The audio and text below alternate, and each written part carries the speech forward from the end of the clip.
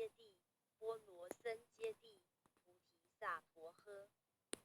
心经观自在菩萨行深般若波罗蜜多时，照见五蕴皆空，度一切苦厄。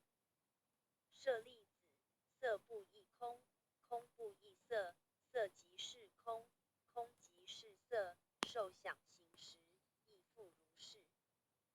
舍利子，是诸法空相，不生不灭，不垢不净，不增不减。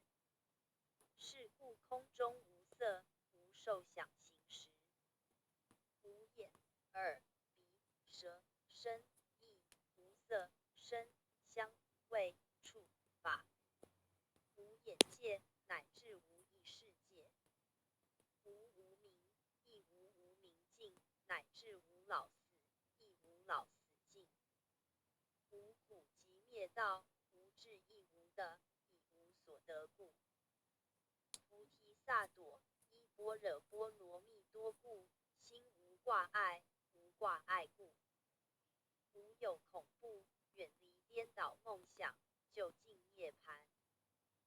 三世诸佛依般若波罗蜜多故，得阿耨多罗三藐三菩提。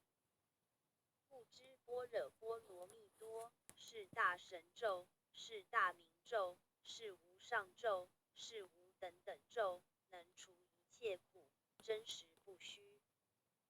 故说般若波罗蜜多咒，即说咒曰：揭谛，揭谛，波罗揭谛，波罗僧揭谛，菩提萨婆诃。